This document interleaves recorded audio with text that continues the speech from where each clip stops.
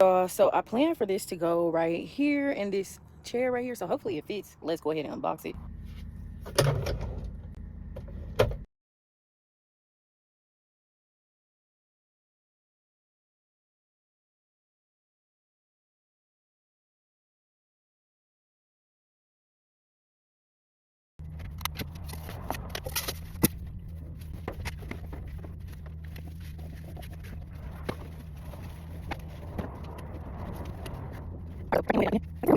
So they got one that hooks up to the truck, the AC power, so that you can plug into the like inverter. All right, y'all. So it's on the max. We're gonna turn it down.